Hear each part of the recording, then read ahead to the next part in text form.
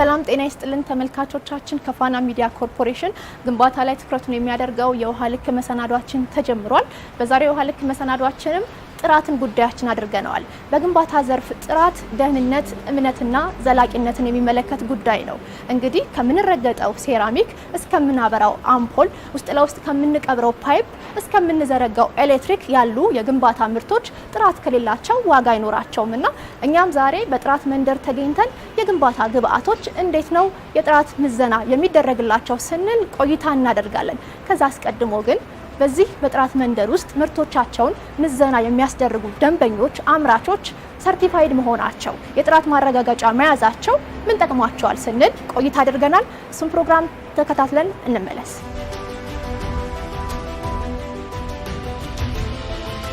ሰርቲፊኬቱ የሚታደሰው በየአመቱ ነው። ስለዚህ እኛ እናመለከታለን ቀኑ ሊደርስ ሲል ኤክስፓየር የሚያደርግበት።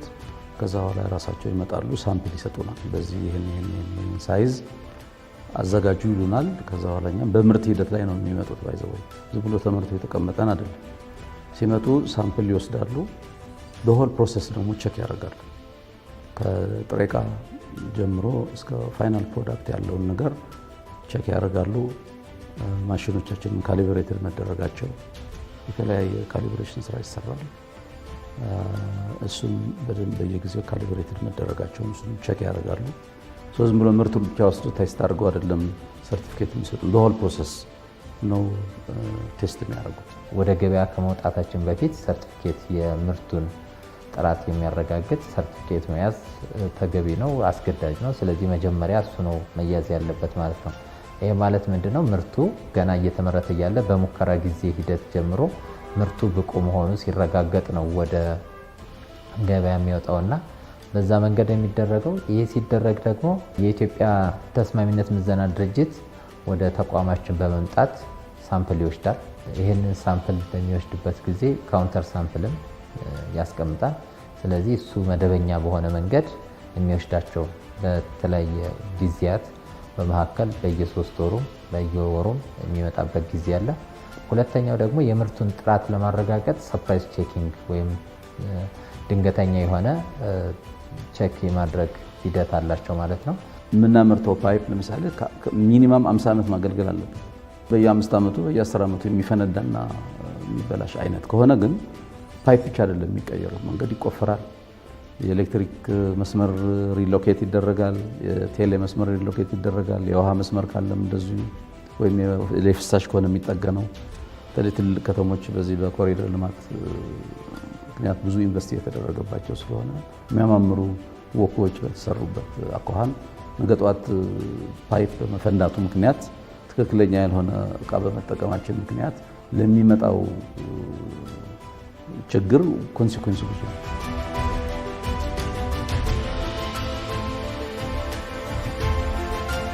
ምርታችን ወደ ገበያ ሰርቲፋይድ ሆኖ መምጣቱ በርካታ ጥቅም አለው። ከነዚህም ጥቅሞች መካከል አንዱ የምርቱን ጥራት እንድናስጠብቅ አስችሎናል። ያ ማለት ምንድነው? የምርቱ ጥራት በተወሰነው የቴክኒክ ደረጃ መሰረት እንድናመርት አግዞናል። ሁለተኛ በደንበኞች ላይ አሜኔታ አሳድሮልናል። ደንበኞች አሜኔታ እንዲኖራቸው አድርጓል ማለት ነው። ያ ምርት የሚመረተው ምርት በጥራት መመረቱን የሚያረጋግጥ አካል እስካለ ድረስ እነሱ በምርት ጥራት በኩል የሚቸገሩት ነገር የለም። የኛ ምርት በሶስተኛ ወገን ማለትም የኢትዮጵያ ተስማሚነትና ምዘና ድርጅት ታይቶ ተመዝኖም ሰርቲፊኬት የተሰጠው ለመሆኑ የሚያረጋግጥላቸው ምንድነው? ትልልቅ ፕሮጀክቶች በእምነት ከኛ እንዲገዙ ያረጋቸዋል። ለምሳሌ ትልልቅ ፕሮጀክቶች በመንግስት ፕሮጀክቶች ጨረታ ሲወጣ እንደ ሪኳየርመንት ይቀመጣል። እዛ ሪኳየርመንት ላይ ሰርቲፊኬት አላችሁ ወይ የላችሁም ካለ አያይዝ ነው። አያይዘን እናቀርባለን። ዘርፎር ፕሪፈረንሱን እናገኛለን ሰርቲፊኬቱ ስላለን። ሰርቲፊኬቱ ፋይዳው ብዙ ነው። የህግ ተገዥነትን ወይም ደግሞ ለህግ ተገዥ መሆኑን ካምፓኒው እንድንወጣ በዛ ደረጃ እንድንወጣም አስችሎናል።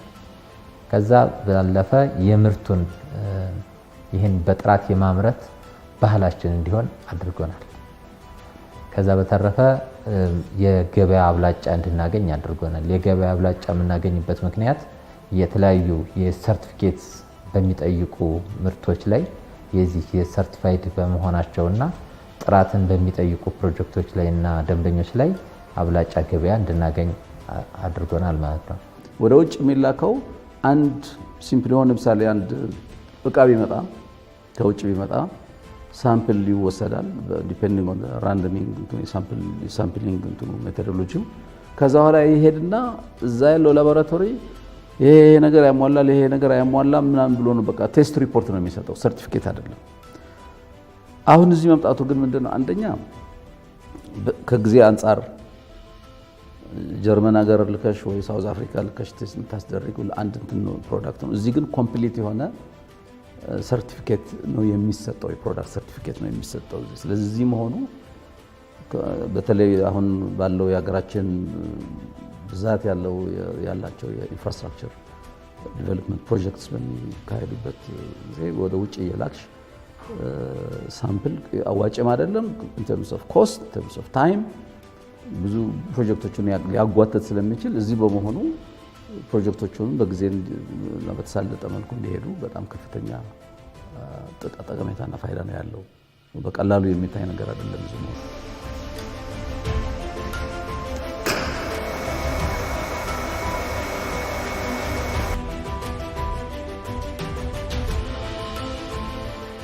ጥራት ማለት ደህንነት ነው፣ ህይወት ነው። ጥራት ማለት አጠቃላይ ወጪ ወይም ደግሞ አንድ ሰው ሊያደርገው ከሚችለው ኢንቨስት ከሚያደርገው በላይ ሌላ ኪሳራ የሚያስከትል በመሆኑ ጥራት ላይ ከፍተኛ የሆነ ትኩረት መሰጠት አለበት። ስለዚህ እኔ እንደ አንድ የብረት አምራች ኩባንያ ማደርገው ለሚሰጠው ለደንበኞችም ይሁን ለተጠቃሚዎች የሚሰጠው ምክር ቢኖረኝ ማንኛውም ሰው የሚገዛው ምርት ወደ አገልግሎት ከማዋሉ በፊት እነዚህ የጥራት መስፈርቶች መሟላታቸውን ማረጋገጥ መቻል አለበት። አንደኛ ሁሉም ምርቶች በላያቸው ላይ ማንነታቸውን የሚገልጽ ምልክት ያላቸው ስም ያላቸው በመሆኑ እነዛ ምርቶች መለየት መቻል። ከዛ በተረፈ ደግሞ እነዚህ ካምፓኒዎች ደግሞ ሰርቲፋይድ መሆናቸውን የሚያረጋግጥበት አካል ቢኖረው፣ ከዛ ካለፈ ደግሞ ሊጠቀም ሲወስደው ከመጠቀሙ በፊት ቴስት ማድረግ ቢቻል በኮንስትራክሽን ጥራት መደረግ የሚገባቸውን ነገር ሳያደርግ ከተወሰነ ዓመት በኋላ ፌል ቢያደርግ ወይም ችግር ቢገጥም ተጠያቂ ነው። ይሄም አይኔ ያላቅም ነበር እኔ የሸጥኩላቸው እነሱም ስታንዳርድ አልጠየቁኝም፣ ዝም ብሎ ቱቦ አሉ ቱቦ ሰጥቷቸው ሊል አይችልም። ኦልሬዲ ይህንን ተማምነው ነው ሰርቲፊኬቱን ተማምነው ነው ያ ኮንትራክተር ከሱ የሚገዛው።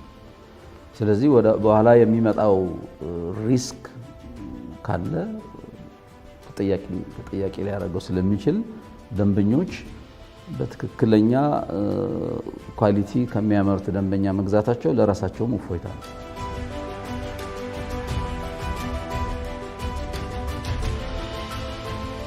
ውሃ ልክን እየተከታተላችሁ ትገኛላችሁ። ውድ ተመልካቾቻችን፣ ቀደም ሲል የግንባታ ግብአት አምራቾች የጥራት ምዘና ማረጋገጫ መያዛቸው የሚያስገኝላቸውን ተቀባይነት ጥቅም ሲነግሩን ነበር። አሁን ደግሞ በፍተሻ ምዘና የሚካሄድበት ላቦራቶሪ ጋር ተገኝተን አንድ የግንባታ ግብአት ምን አይነት ምዘናዎችን አልፎ ነው ከደረጃ በታች ነው ደረጃውን ያሟላ ነው የሚያስብለው የሚለውን ደግሞ የምናስቃኛችሁ ነው የሚሆነው። ፕሮግራሙን እየመራሁኝ ስመኝ ስዩም አብሬያችሁ ቆያለሁ። አብራችሁን ቆዩ።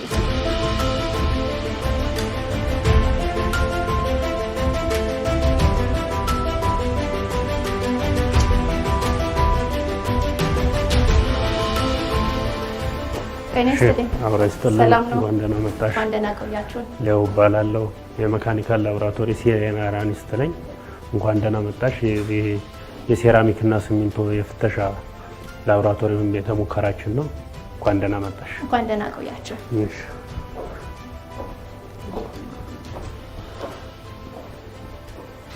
ሴራሚክ ፍተሻ የሚካሄድበት ነው። ሴራሚክ ላይ 14 አካባቢ ፍተሻዎች ይካሄዳሉ፣ ባህሪያት ማለት ነው። ሴራሚክ ላይ የመጀመሪያ ሴራሚክ ፍተሻ ለማካሄድ እቺ የመከታተያ ቅጽ አለች። በዚህ ቅጽ መሰረት ይሄ ባለሙያው ላይ እዚህ ጋር ሴኩሪቲ ኮድ ወይ የሚስጥር ኮድ ከደንበኞች አገልግሎት የሚባል አለ። ከዛ ይመጣል። በዚያች ሚስጥር ኮድ መሰረት ባለሙያው የሚሰራውን በዚች ይመራለታል። አውቶራይዝድ ወይ ደግሞ የሚያረጋግጠው ሰውም እዚህ ጋር እንትን ይላል። ከዚያ ይመጣና ይሄንን ካየ በኋላ የዚችን ኮድ እዚች ጋር ተመሳሳይነታቸውን ያይና ወደ ፍተሻ ይገባል ማለት ነው። ቴስት የምታሄደው አይሶ ስታንዳርድ አለ፣ አይሶ ደረጃ፣ ኢትዮጵያን ስታንዳርድ አለ፣ እንዲሁም አስተምና ህንድ፣ ኢንዲያ ሌሎችም ደረጃዎች አሉ። ስለዚህ አኮርዲንግ ወይም ከአይሶ ስታንዳርድ ሁለት አይነት ደረጃዎች አሉ። ሲኤስ የሚባሉና ኤስ ኮምፐልሳሪ አስገዳጅ የሆኑ ደረጃዎች አሉ። ቮለንታሪ የሆኑ ደግሞ አስገዳጅ ያልሆኑ አሉ። በደንበኛው ፈቃደኝነት የተመሰረተ ማለት ነው። ቁመቱን፣ ውፍረቱን፣ ወርዱንና ቀጥ ማለቱን ደግሞ ስትሬትነሱንም 4 ፓራሜትሮችን አንዴ ፍተሻ እናካሄዳለን ማለት ነው። ሰርፌስ ኳሊቲ ነው። እንዲሁና ክራክ አለው የለውም፣ ይሄ ማቴሪያል የተሰነጣጠቀ ነው አይደለም የሚለው እንዲሁ ፊዚካል ዳሜጅ አለው ወይ ጉዳት አለው ወይ የሚለው እንዲህ እንላለን ማለት በእጃችንም እንትን ብለን። ስለዚህ ሰርፌስ ኳሊቲውን እዚህ ጋር አሁን ምንም እንትን የለውም ማለት ነው። ስለዚህ በእጅ ብቻ ነው የሚታየው ይሄ ቪዥዋል ባይንና በእጅ እንትን ብለሽ አንዱ ሴራሚክ ብቻ አይደለም የሚታየው፣ ግን ብዙ እንትን ነው። ከዚያ ውስጥ 95% ምንም አይነት ዳሜጅ ወይም ጉዳት መኖር የለበትም እንጂ ፊዚካል የሆነ እዚህ ጋር ማለት ነው። ሌላው ደግሞ ፓራሜትር እዚህ ጋር ፍሌክዠራል ብሬኪንግ ሎድ ማሽን ይባላል። ይሄ እዚህ ጋር ምንድነው ብሬኪንግ ስትሪንግ ምን ያህል ሲሰበር ሎድ ወይም የሆነ ፎርስ ስንጨምርበት ምን ያህል ስትሪንግዝ አለው ሲሰበር ፎርስ መሸከም ይችላል አይችልም የሚለውን ለማወቅ ይሄ ፍሌክዠራል ብሬኪንግ ሎድ ማሽን ይባላል። እዚህ ጋር ብሬኪንግ ስትሪንግዝ ይባላል።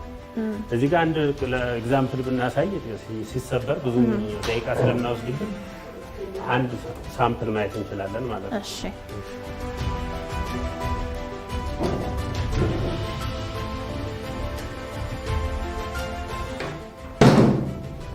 ስለዚህ እዚህ ጋር እናስጀምራለን። አሁን ጀምሯል። ሲሰበር ታያለሽ።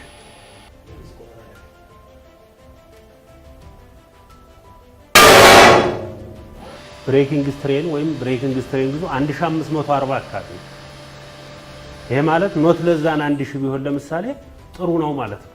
ከ1000 በላይ ነው ይሄ ምርት። አሁን ወተር አብዞርቤሽኑ ከ3 በላይና ከ6 በታች ከሆነ በእነዚህ ውስጥ ከሆነ ይሄ ብሬኪንግ ስትሬንግዙ ጥሩ ነው ማለት ነው።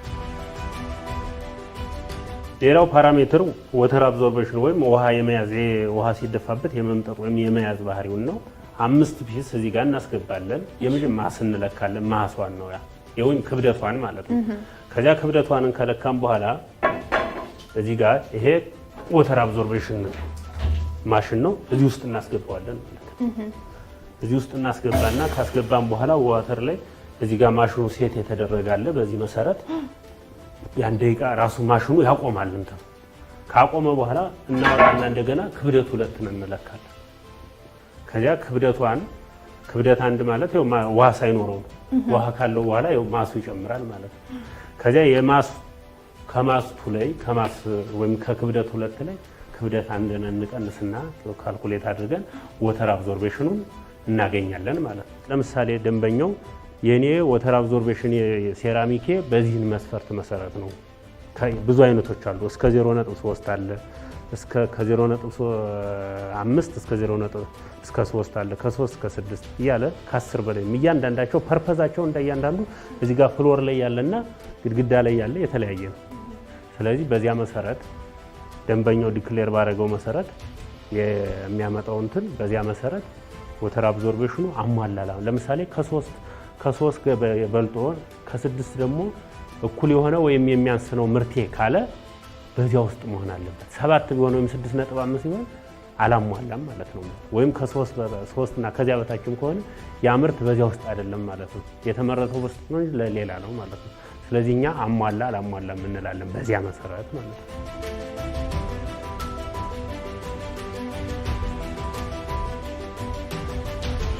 ኮንክሪት ኪዩብ ነው። አንድ ኤግዛምፕል እየሰራን ብናይ ይችን እየሰራን ማየት እንችላለን። እሺ ይቺ ኮንክሪት ኪዩብ ሞልድ ተደርጋ ተዘጋጅታ በደንበኛው ነው የምትመጣው። እንዲህ እንዳለች ነው የምትመጣው? አዎ እንዲህ እንዳለች ትመጣለች። የዚች ምንድነው አሁን ይቺም ዳይሜንሽን ነው የሚስና ኮምፕሬሲቭ ስትሬንግዝ ነው እንደዚህ የሚሰራላት።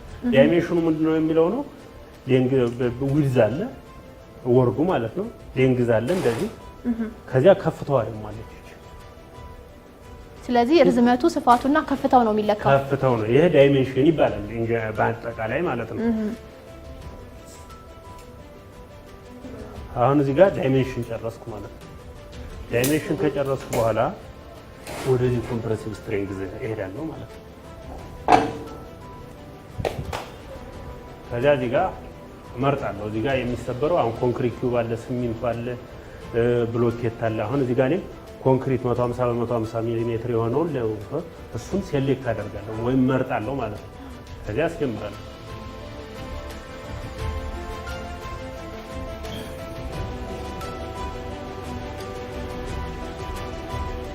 አሁን እየቆጠረ ነው።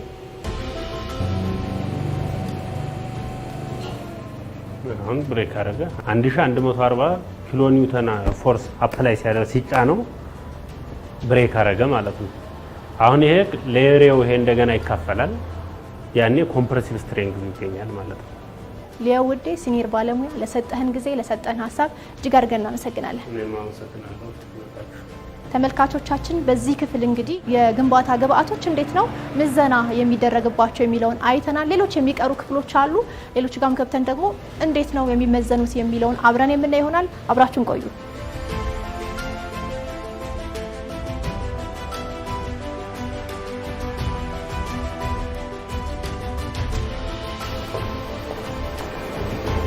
ጤና ይስጥልኝ። ሰላም ነው? ሰላም ነው አለን። እስኪ እንተዋወቅ። እሺ፣ እንኳን ደህና መጣሽ። ስሜ ግዛቸው ብርሃኑ ይባላለሁ። የመካኒካል ፍተሻ ላቦራቶሪ ቡድን መሪ ነኝ። እዚህ ክፍል የግንባታ ማቴሪያሎች የሚፈተሹበት እንደ አርማታ ብረት፣ ኤችዲፒ ፓይፖች፣ ቆርቆሮዎች እነዚህ የሚፈተሹበት ክፍል ነው። ይሄ የሚታየው አርማታ ብረት ነው። አርማታ ብረት የተለያየ ሳይዝ ነው፣ መጠን ነው ያለው። በዲያሜትሩ ነው መጠናቸው የሚለዩት። መጠኑ የሚለየው በኢትዮጵያ ደረጃ ሀገሪቱ ያዘጋጀች ደረጃ አለ።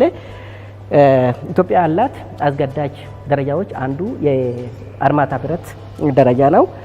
እዚህ ላይ ያለው መስፈርቶች ደረጃው የለየው ወደ 6 ባህሪያት አለ። እነዚህ ባህሪያቶች በሙሉ እዚህ ክፍል ነው የሚፈተሹት። አንዱ ቴንሳይል ስትሬንግዝ ይባላል ፓራሜትሩ። የብረቱ ጥንካሬ የምናረጋግጥበት ባህሪ ነው። ሌላኛው ይልድ ነው የሚባለው። ይልድ ማለት ምን ማለት ነው? ይልድ ማለት ብረቱ የመለጠጥ ባህልና የመለጠጡን ኃይል የሚጨርስበት ፖይንት ማለት ነው እና ከስትሬንግዙ ነው። ከስትሬንግዙ እሱም አንዱ ነው። ሌላኛው ኬሚካል ኮምፖዚሽን፣ ይሄ ብረት የውስጡ የያዘው ይዘቶች ማለት ነው። ኬሚካሎች እዚህ ውስጥ ያሉት ኬሚካሎችን እንፈትሻለን። በፐርሰንት ነው የምንገልጸው። ለዚህ ዘመናዊ የሆነ ማሽን አለ ይህን ለመፈተሽ። ሌላው ወሳኙ ነገር ማሱ ነው። የብረቱ ማሱ 1 ሜትር ውስጥ ያለው ማስ እሱም ዲጂታል የሆነ ሚዛን አለ ይለካል ማለት ነው። ሌላው ቤንድ የምንለው ነው።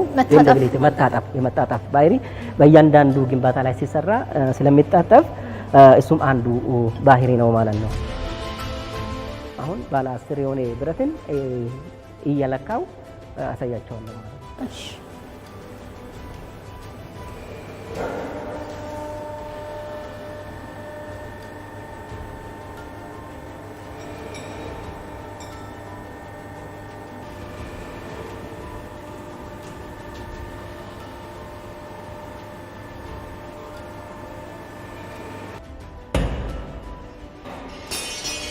አሁን ብረቱን በጠሳ ማለት ነው። አሁን ከበጠሳ በኋላ የዚህ ብረት የነበረውን ጥንካሬ ይዟል ማለት ነው፣ መዝግቦ ማለት ነው። የመለጠጥ ባህሪውን መለካት አለብኝ። አሁን በጥሷል።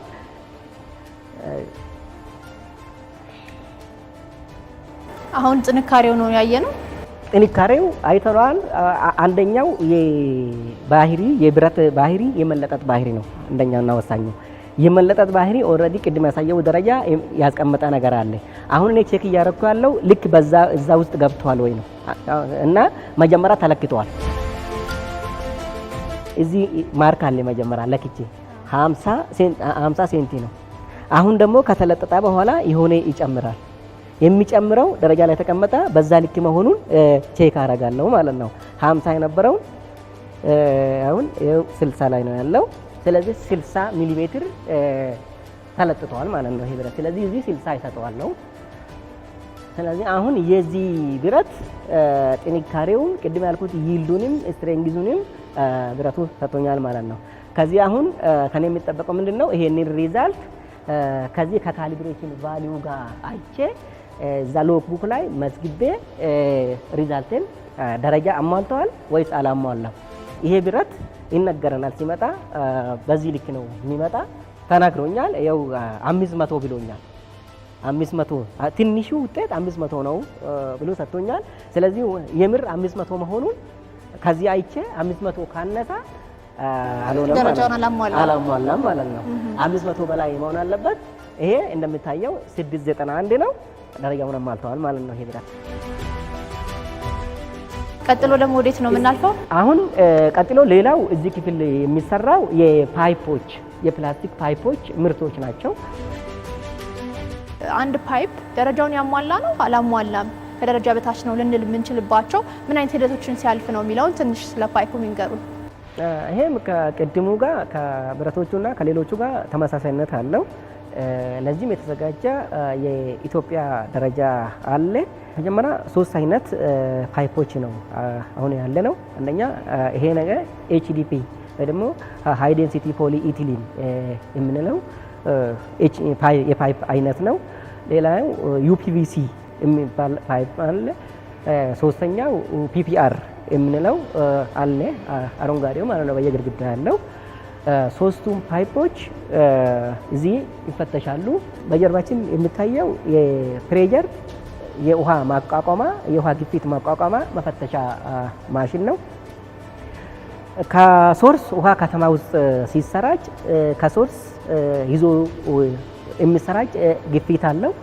በዛው ግፊት አናላይዝ ተደርጎ ሲሙሌት የተደረገ በዛ ጀርባ ግፊት መለካያ ማሽን አለን።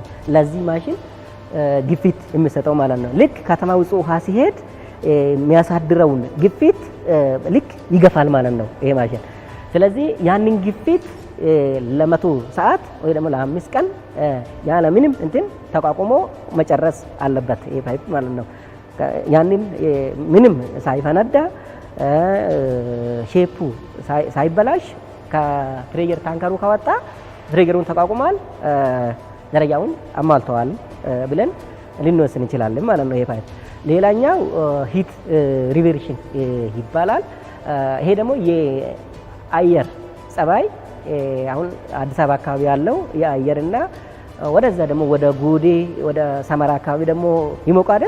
ያኔ ደግሞ ቴምፕሬቸሩ በጣም ይጨምራል፣ አንዳንዴ ደግሞ በጣም ሊወርድም ይችላል። ይሄ ፓይፕ ያንን ዲግሪ ሴልሺየስ የመለጠጥ ባህሪው እንደ ቅድሙ ማለት ነው ይለጠጣል ወይስ አይለጠጥም የሚል እዚህ ይለካል ማለት ነው።